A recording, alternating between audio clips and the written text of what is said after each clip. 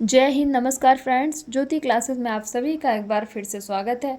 Friends, जैसा कि आप सभी को पता है कि हमने अपनी क्लास 6 की होम साइंस की NCERT बेस्ड सीरीज़ कंटिन्यू रखी है और जिसमें हमने अभी तक चैप्टर 1 to 6 कवर अप किया है। फ्रेंड्स, आप सभी से रिक्वेस्ट है कि अगर अभी तक आपने चैप्टर 1 to 6 की वीडियोस नहीं देखी है तो सबसे पहले प्लेलिस्ट में जाइए और जाकर चैप्टर 1 to 6 की वीडियोस को एक बार देखिए, जिसमें मैंने चैप्टर 1 to 6 बहुत ही अच्छे से एक्सप्लेन किया है और साथ ही उनके कुछ सॉल्यूशंस भी करवाए हैं।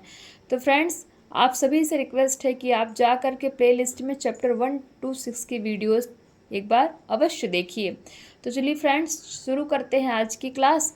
आप स्क्रीन पर देख पा रहे होंगे कि आज की क्लास में हम पढ़ेंगे क्लास 6 का चैप्टर 7, जिसमें खंड क्या है 5 और खंड 5 में दिया क्या है सामान्य रोग।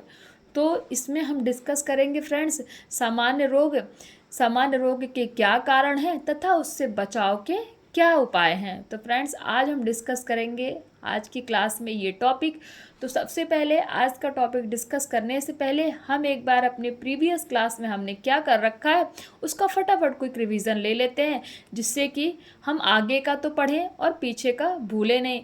Because friends, you know that ना, revision is the most important part of our study. So चलते हैं, फटाफट एक बार क्विक रिवीजन लेते हैं। तो ये देखिए फ्रेंड्स, आप स्क्रीन पर देख पा रहे होंगे, ये था हमारा चैप्टर 6, जिसमें हमने कंप्लीट किया था संतुलित आहार यानी कि बैलेंस्ड डाइट, यानी कि हमें जो एक सही तरह का डाइट है यानी कि आहार है वो कैसा होता है।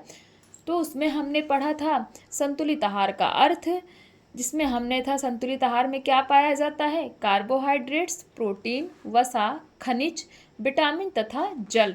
जिन भी खाद्य पदार्थ में ये सारे तत्व मौजूद होते हैं वो हमारा क्या होता है फ्रेंड्स, संतुलित आहार यानी कि बैलेंस डाइट। फिर हमने कवर किया था, चलो ठीक है, बैलेंस डाइट तो जान गए, फिर स्वस्थ जीवन के लिए संतुलित आहार क्यों आवश्यक है, यानी कि हमें स्वस्थ रहने के लिए संतुलित आहार की आवश्यकता क्यों पड़ती है, हमने ये भी देखा था। और फिर उसमें देखे थे कुछ इंपॉर्टेंट पॉइंट्स कि स्वस्थ जीवन के लिए संतुलित आहार लेने से हमें ऊर्जा मिलती है, शरीर के निर्माण में भी सहायक होता है और शरीर को रोग मुक्त रखने में भी सहायता करता है। देन हमने देखा था फ्रेंड्स कि संतुलित आहार एवं पोषण संबंधी कुछ विशेषताएं, कि संतुलित आहार एवं पोषण संबंधी कुछ इंपॉर्टेंट पॉइंट्स क्या हैं फ्रेंड्स, आप स्क्रीन पर देख पा रहे होंगे। हमने इस पर एक नज़र डाली थी और उसको एक्सप्लेन किया था। देन फ्रेंड, हमने किया था इस चैप्टर के स्मरणीय तथ्य, यानी कि इस चैप्टर का पूरा कंक्लूजन क्या निकलता है। आप एक तरफ से इसको इस चैप्टर की शॉर्ट में समरी भी बोल सकते हैं। ये हमने इसमें देखा था फ्रेंड्स, जो कि बहुत ही इम्पोर्टेंट्स है। फिर हमने डाली थी इसकी प्रश्नावली पर नज़र, और प्रश्नावली में हमने कवर अप किया था बहुविकल्पीय प्रश्न, रिक्त स्थान और सही गलत। तो फ्रेंड्स, ये था हमारा प्रीवियस क्लास में कि हमने क्या क्या पढ़ा था। आई होप आपका फटाफट क्विक रिवीजन हो गया होगा। तो चलिए फ्रेंड्स, बिना टाइम वेस्ट किए चलते हैं आज की क्लास की तरफ, जो कि आपको पता ही है आज की क्लास क्या है, सामान्य रोग, यानी कि सामान्य रोग के क्या कारण हैं तथा उससे बचने के लिए हम क्या क्या उपाय कर सकते हैं, ये हम आज के टॉपिक में कवर अप करेंगे। तो रोग का अर्थ, यानी कि चलो ठीक है, रोग, सामान्य रोग तो हम पढ़ेंगे, बट रोग होता क्या है उसके बारे में फटाफट जान लेते हैं। जब किसी व्यक्ति का शारीरिक तंत्र जैसे पाचन तंत्र, श्वसन एवं रक्त परिसंचरण तंत्र सामान्य रूप से अपना कार्य नहीं करता तो वह रोगी कहलाता है। दूषित जल, वायु तथा भोजन मानव जीवन के आधार स्तंभ है, परंतु जीवन के आधार स्तंभ यदि दूषित हो जाए तो मनुष्य की जीवन लीला समाप्त भी कर सकते हैं। अर्थात अशुद्ध जल तथा भोजन का सेवन करने से व्यक्ति तरह तरह की बीमारियों से ग्रस्त हो जाता है। ये बीमारियां संक्रामक हो तो बहुत तेजी से अशुद्ध जल, वायु तथा भोजन के द्वारा दूसरे व्यक्ति को भी हो सकती है। संक्रामक मतलब फ्रेंड्स कि जो फैलने वाली बीमारी होती है, जैसे जुखाम हो गया, फीवर हो गया, खांसी हो गया है, तो ये सब क्या होती है, इस तरह की बीमारियां क्या होती हैं, इनको हम संक्रामक बीमारी बोलते हैं। नेक्स्ट है फ्रेंड्स, पेट में कीड़े होना। पेट में कीड़े हो जाना एक विकार है। पेट में विभिन्न प्रकार के कीड़े हो जाया करते हैं। इनमें से मुख्य हैं साधारण कीड़े, छोटे कीड़े, हुकवर्म तथा टेपवर्म। ये सभी कीड़े एवं केंचुए स्वास्थ्य के लिए विशेष रूप से हानिकारक होते हैं। ये कीड़े व्यक्ति के द्वारा ग्रहण किए गए आहार को खाते रहते हैं तथा कभी कभी आंतों में भी घाव कर देते हैं। इनसे पेट में दर्द तथा अन्य अनेक परेशानियां हो सकती हैं। तो फ्रेंड्स, आपने देखा कि पेट में अगर कीड़े हो जाते हैं तो वो कितने ही ज़्यादा घातक हो सकते हैं हमारे लिए। इसीलिए जब पेट में बहुत ज़्यादा दर्द कभी कभी डेली होने लगे तो फटाफट कीड़े की दवा खा लेनी चाहिए, जिससे हमें परेशानी आगे चल के ना हो। नेक्स्ट है रोग के लक्षण। इस रोग में प्रायः रोगी व्यक्ति में निम्न प्रकार के लक्षण प्रकट होते हैं। किस रोग में? जब पेट में कीड़े हों। अगर आपके पेट में कीड़े होंगे तो आपको ये लक्षण दिखाई देंगे। वो कौन कौन से हैं? नंबर 1, रोगी को हल्का सा बुखार भी होता है, यानी कि अगर पेट में कीड़े हो जाते हैं तो जिसको कीड़े होते हैं उसको हल्का बुखार भी होता है। नंबर 2, रोगी के पेट तथा सिर में दर्द भी होता है। नंबर 3, रोगी व्यक्ति के मुख से लार गिरती रहती है। रोगी व्यक्ति को भूख बहुत अधिक या बहुत कम लगती है। रात को सोते समय रोगी दांत किटकिटाता है। यानी कि फ्रेंड्स, अगर आपके पेट में कीड़े हो गए हैं तो ये लक्षण आपको दिखाई देंगे। रोगी को हल्का बुखार होगा, रोगी के पेट तथा सिर में दर्द होगा, रोगी व्यक्ति के मुंह से लार गिरती रहती है। आपने देखा होगा कोई कोई जब रात में सोता है तो सोते टाइम उसके मुंह से क्या है, साइड से थूक निकलता रहता है, जिसको हम लार बोलते हैं। तो इसका मतलब क्या है कि उसके पेट में कीड़े हैं। रोगी व्यक्ति को भूख बहुत अधिक लगती है या बहुत कम लगती है। या तो बहुत ज़्यादा खाना खाएगा या फिर वो बहुत कम उसको भूख लगेगी। फिर रात को सोते समय रोगी दांत किटकिटाता रहता है। आपने देखा भी होगा अपने आसपास बहुत सारे ऐसे लोग होते हैं जो रात में सोते रहते हैं पर उनके दांतों से आवाज़ आती रहती है, यानी कि ऊपर नीचे के दांत आपस में क्या करते रहते हैं, वो किटकिटाते रहते हैं, यानी कि एक दूसरे से भिड़ते रहते हैं। पेट में कीड़े होने के कारण, यानी कि पेट में कीड़े क्यों होते हैं? पेट में कीड़े मुख्य रूप से निम्नलिखित कारणों से हो सकते हैं। नंबर 1, मिट्टी खाने वाले बच्चों के पेट में प्रायः केचुए हो जाते हैं। मिट्टी में केचुओं के अंडे होते हैं जो बच्चों के पेट में जाकर क्रमशः केचुए बन जाते हैं।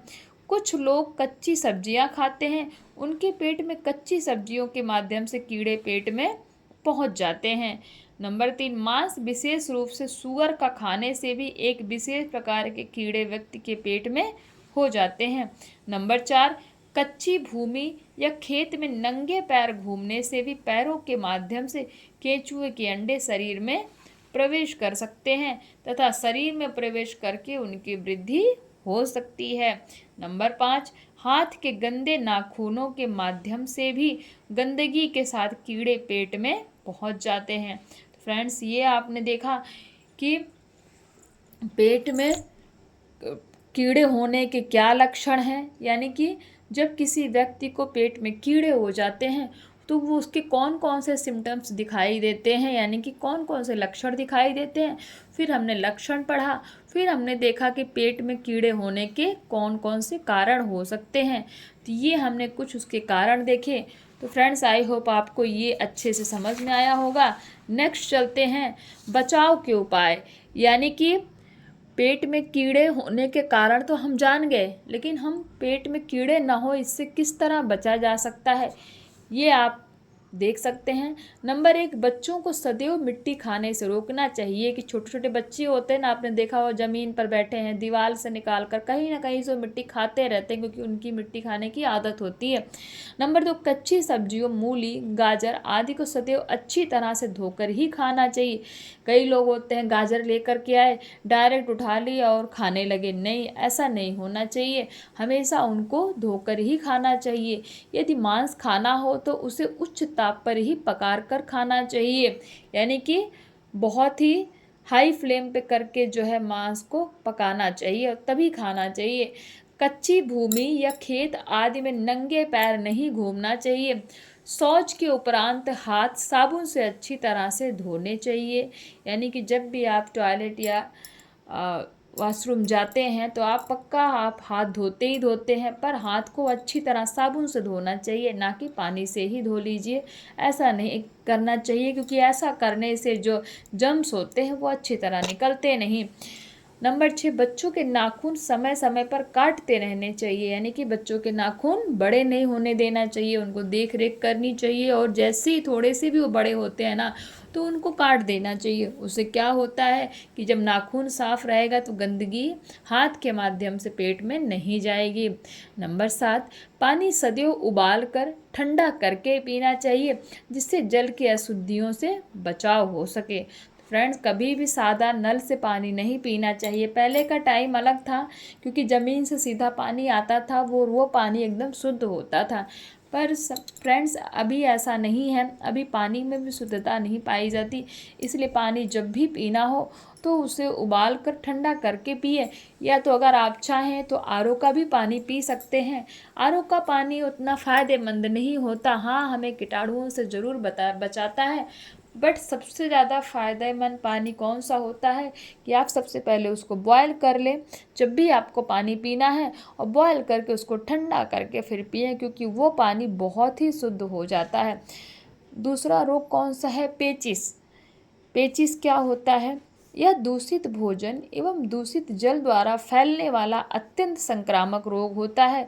इसके कीटाणु रोगी के मल में रहते हैं। मल यानी कि जो पोटी करते हैं, मल में रहते हैं। जल तथा भोजन के द्वारा ये कीटाणु शरीर में पहुंचकर तीव्र संख्या में वृद्धि करने लगते हैं, जिससे दस्त के साथ कभी कभी खून तथा आंव भी आने लगता है। कारण, जब मक्खियां मल पर बैठती हैं तो रोग के रोगाणु उनके पैरों से चिपक जाते हैं। जब वे भोजन पर बैठती हैं तो रोगाणु वहीं छोड़ देती हैं। ऐसा दूषित भोजन खाने से व्यक्ति पेचिस का शिकार हो जाता है। यानी कि फ्रेंड्स, जैसे कभी कभी आप देखते होंगे कि खाना खा रहे हैं, आसपास बहुत मक्खियाँ मंडरा रही हैं। कई बार तो ऐसा होता है कि मक्खियाँ हमारे खाने में भी पड़ जाती हैं और हम उसको इग्नोर करते हैं और निकाल करके कई लोग उसको खा भी लेते हैं। फ्रेंड्स, ऐसा नहीं करना चाहिए, क्योंकि मक्खियाँ बहुत ही ज़्यादा गंदी होती हैं, वो बहुत ही गंदी गंदी जगहों पर बैठती हैं, जिससे बहुत सारे संक्रामक रोग वो लेकर आती हैं। तो इसलिए ऐसे खाने को कभी नहीं खाना चाहिए जिसमें मक्खी पड़ गई हो। फिर रोगी के लक्षण। इस रोग में व्यक्ति निम्न प्रकार के लक्षण प्रकट करता है, यानी कि जब किसी को पेचिस होता है तो कौन कौन से सिम्टम्स दिखाई देते हैं, ये आप देख पा रहे होंगे। नंबर 1, मल के साथ ऐंठन तथा दर्द होता है, यानी कि जब भी वो वॉशरूम जाता है तो उसको पेट में बहुत ज़्यादा ऐंठन तथा दर्द होता है। नंबर 2, पेचिस के साथ कभी कभी तेज ज्वर भी हो जाता है, यानी कि जब उसको पेचिस पड़ती है तो कभी कभी ऐसा भी होता है कि उसको बहुत तेज़ फीवर आ जाता है। पतले दस्तों के साथ कभी कभी रक्त तथा आंव भी आता है, यानी कि जब पतली दस्त होती है तो रक्त और आंव भी आता है। बचाव के उपचार, यानी कि पेचिस से बचा कैसे जाए। नंबर 1, रोगी को स्वच्छ वातावरण में रखना चाहिए, यानी कि वो ऐसी जगह पर, ऐसे इन्वायरमेंट में रहे जहाँ बहुत ही ज़्यादा साफ़ सफाई हो, गंदगी ना हो। नंबर 2, खुली हुई वस्तुओं को नहीं खाना चाहिए। नंबर 3, पानी उबाल कर पीना चाहिए। नंबर 4, रोगी को हल्का भोजन दें, जैसे खिचड़ी, दलिया, लौकी आदि देनी चाहिए। यानी कि जब किसी को पेचिस पड़ रहा हो तो उसको बहुत ही हल्का भोजन देना चाहिए। ये हल्का भोजन क्यों देना चाहिए फ्रेंड्स? जिससे कि भोजन अच्छी तरह डाइजेस्ट हो जाए, पच जाए और खाने में भी आसानी रहे। नंबर 5, रोगी को डॉक्टर को दिखाना चाहिए, क्योंकि जब कभी कभी पेचिस ज़्यादा हो जाता है तो वो डायरिया का रूप ले लेता है। फिर जिसको भी पेचिस होता है फिर उसकी हालत बहुत ही सीरियस हो जाती है। इसीलिए आप देखें, जब भी आपको पेचिस, किसी को भी आपने देखा है हो रहा है हो, तो उसको फटाफट घर में ORS का घोल बनाएं। ORS का घोल फ्रेंड्स, आई होप सभी को पता होगा। अगर ORS नहीं है तो घर में ही नींबू, नमक और चीनी और बॉयल किया हुआ पानी ठंडा करके उसमें मिला दें और वो बन गया आपका ORS। तो आप उसको, जिसको भी पेचिस हो रही है तो उसे आप ORS का घोल दे सकते हैं और थोड़ा वेट कर सकते हैं कि पेचिस बंद हो जाए। लेकिन अगर 1 दिन या 2 दिन तक आराम नहीं होता तो फटाफट फ्रेंड्स डॉक्टर को दिखाना चाहिए। नंबर 3, हैजा। हैजा एक भयानक संक्रामक रोग है। इस रोग के होने पर यदि तुरंत ही उचित उपचार न किया जाए तो रोगी की मृत्यु भी हो सकती है। आपने देखा फ्रेंड्स, हैजा कितना ही खतरनाक रोग है, मृत्यु हो सकती है। यह रोग मुख्यतः जल जनित रोग है, यानी कि यह रोग कहाँ से आता है, मुख्यतः जल से मिलता है। इस रोग के रोगाणु भोजन या जल द्वारा शरीर में प्रवेश करते हैं। भीड़ वाले स्थानों में यदि सफाई की उचित व्यवस्था ना हो तो इस रोग के फैलने की अधिक आशंका होती है। जब कहीं कोई बड़ा मेला लगता है तो वहाँ प्रायः यह रोग फैल जाता है। रोग के लक्षण, यानी कि जब किसी को हैजा होता है तो कौन से सिम्टम्स दिखाई देते हैं। हैजा बहुत शीघ्र ही गंभीर रूप ले लेता है। इस रोग के मुख्य लक्षण निम्नलिखित हैं। नंबर 1, रोगी के पेट में जोर का दर्द होने लगता है। रोगी को बार बार उल्टी तथा दस्त होती है। नंबर 3, रोगी के शरीर में पानी तथा लवण की कमी हो जाती है। तो फ्रेंड्स, आपने देखा पेचिस और हैजा दोनों के बीच में क्या डिफरेंस है। पेचिस एक नॉर्मल दस्त है फ्रेंड्स, जो कि थोड़ा बहुत ध्यान देने से ठीक हो जाता है, लेकिन जब वही पेचिस हैजा का रूप ले लेता है तो बहुत ही ज़्यादा भयानक हो जाता है। तो फ्रेंड्स, आगे चलते हैं, नेक्स्ट देखते हैं, नेक्स्ट हमारा क्या है। नंबर 4, रोगी को बहुत अधिक प्यास लगती है तथा पेशाब कम आता है और हाथ पैर में पीड़ा होती है। यानी कि इसमें रोगी को बहुत अधिक प्यास लगती है, और पेचिस में हमने क्या देखा था कि ऐसा कुछ भी नहीं था, पेशाब कम आती है और हाथ पैर में पीड़ा होती है। नंबर 5, रोगी का रक्तचाप कम होने लगता है तथा शरीर ठंडा पड़ने लगता है। यानी कि रोगी का रक्तचाप कम पड़ने लगता है, और पेचिस में क्या था, इसमें शरीर ठंडा पड़ने लगता है और पेचिस में बुखार आता है। नंबर 6, शरीर की मांसपेशियों में ऐंठन होने लगती है। तो फ्रेंड्स, ये था हमारा हैजा, जिसके कुछ सिम्टम्स आपने पढ़े। फिर ठीक है, रोग हैजा के सिम्टम्स हमने जान लिए। अब इसके कारण क्या क्या हो सकते हैं उस पर फटाफट से हम एक नज़र डालते हैं। जैसा कि स्पष्ट किया गया है कि हैजा एक संक्रामक रोग है। यह रोग एक जीवाणु के संक्रामक के कारण होता है। हैजा फैलाने वाले जीवाणु का नाम है विब्रियो कॉलेरा।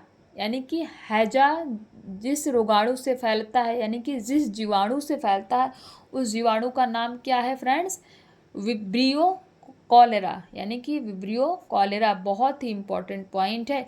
ये हमारे टीजीटी पीजीटी के एग्ज़ाम में ज़रूर ही आता है कि हैजा से फैलने वाला, हैजा कौन से जीवाणु के कारण फैलता है, तो वो कौन सा जीवाणु है, विब्रियो कॉलेरा। यह जीवाणु स्वस्थ व्यक्ति के शरीर में भोजन अथवा जल के माध्यम से पहुंचता है। हैजे के जीवाणुओं को सबसे अधिक मक्खियां फैलाती हैं। तो यानी कि जो हैजा का जीवाणु होता है सबसे अधिक किसके कारण फैलता है, मक्खियों के कारण फैलता है।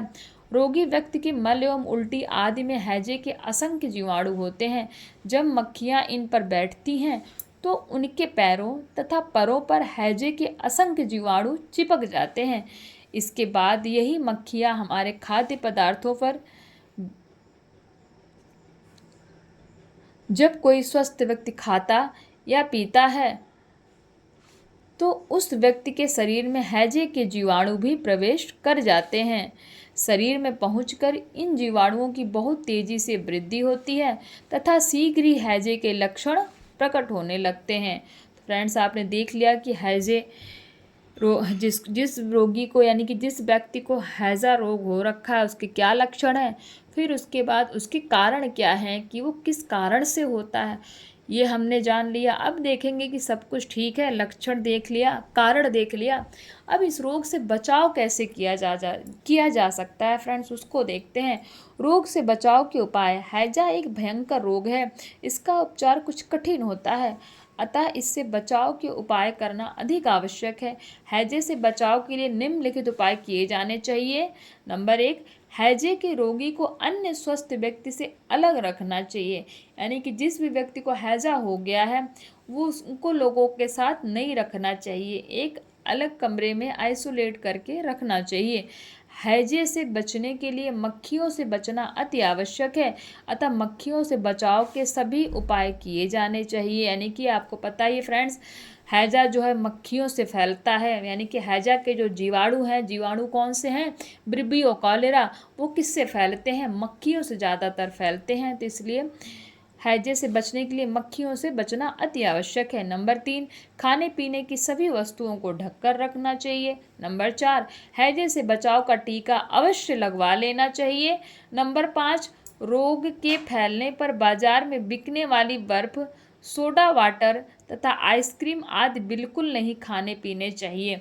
यानी कि जिस भी व्यक्ति को हैजा रोग हुआ है उसको बाज़ार में बिकने वाले सोडा वाटर, यानी कि जैसे कोई कोल्ड ड्रिंक हो गया, वो आइसक्रीम, ये सब बिल्कुल नहीं खाना चाहिए।